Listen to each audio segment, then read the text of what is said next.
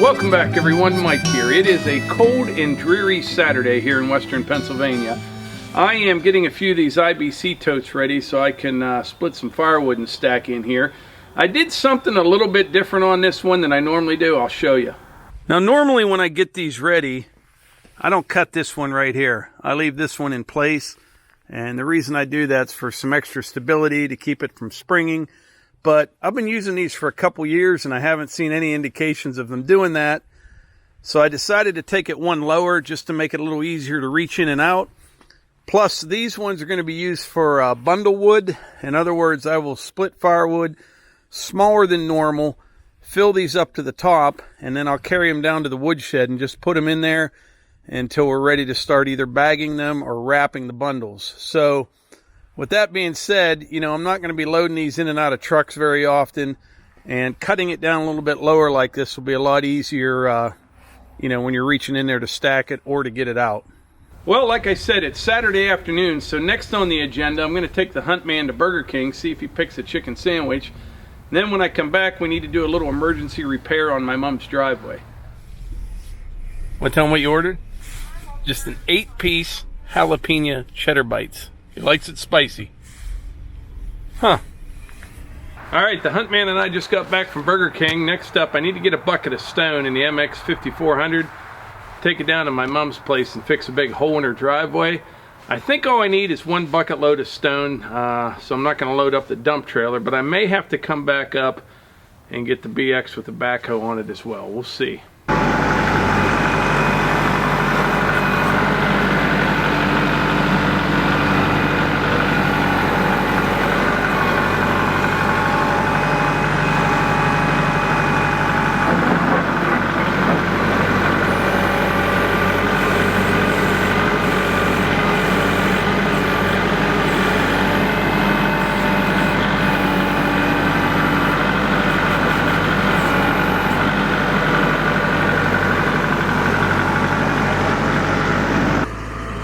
Here's the problem.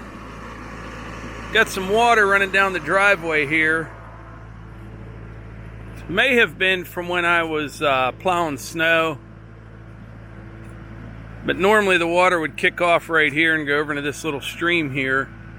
But may have been, like I said, when I plowed snow, got it jacked up a little bit because the ground has not frozen yet. But anyway, the water ran down this little channel right here.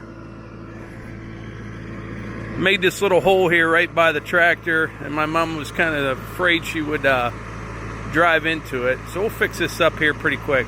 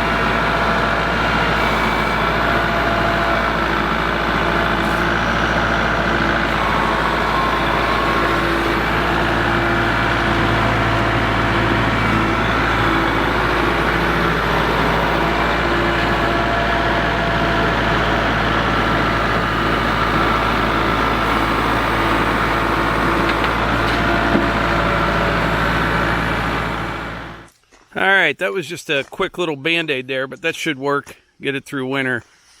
Like I said, that water used to go right through here, but it was kind of going around it, down this edge here. I'll have to just touch this up a bit with a shovel, but should work pretty good. And then I got this hole fixed on the other side of the tractor.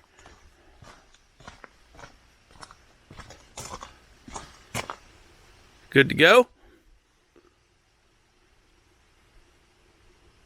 Now we're going to head back up to the house. Here comes Melissa on, what is it, January 2nd already.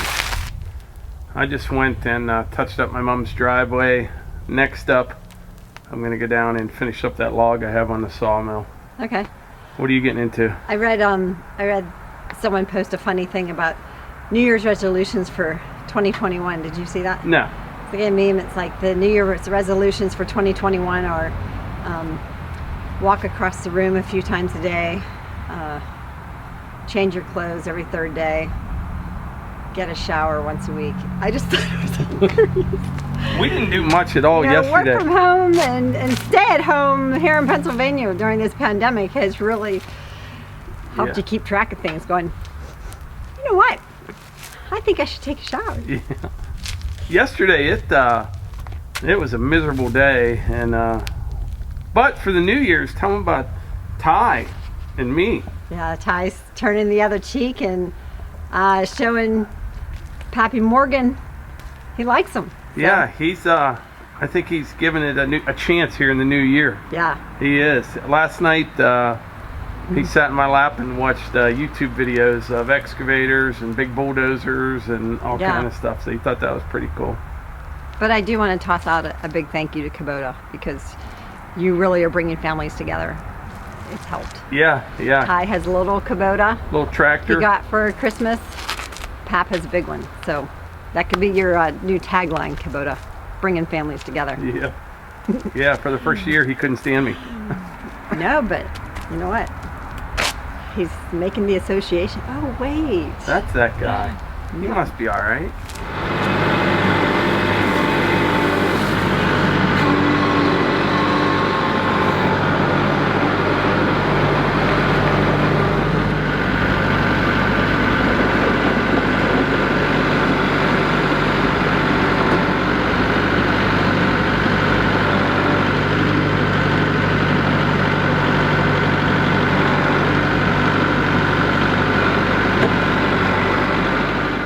Before I head down to the sawmill, I want to mention a couple things about these repurposed IBC totes. If you've been following our channel for a while, actually from the very beginning, you probably remember down by the sawmill I used to have these long, perfectly stacked rows of firewood, and I actually enjoyed doing it. Problem was, it takes a ton of time. Since I started using these, I have to say these are the most useful yet least expensive things that I've added to our whole firewood program around here. They work fantastic, especially, you know, for the neighbors that buy firewood. And I really only have to touch the wood twice. You know, we cut it, haul it in, and then split it right from there into these baskets, and I don't have to touch it again. It works fantastic. Now I am going to start using these for bundle firewood. We'll load them up, put them down in the wood shed. I'll have to handle the wood one more time, but they're just so darn easy to move around. They keep things organized, and they don't take up a lot of space.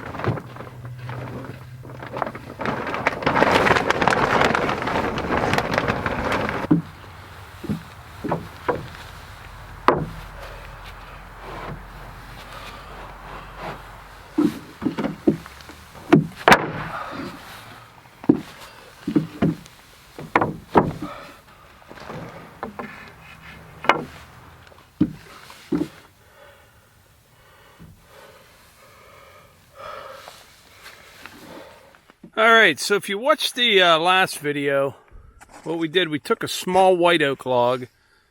It was about 10 inches in diameter at the small end and about 13 inches at the big end. A little over 10 feet long. Out of that one log, I got 1, 2, 3, 4, 5, 6, 7 boards is all I got. And I just tallied it up. It's about 30 board feet of lumber right there. Not much for how much work is involved to do that. That log right there, like I mentioned in yesterday's video, that's as small as I will go as far as hardwoods.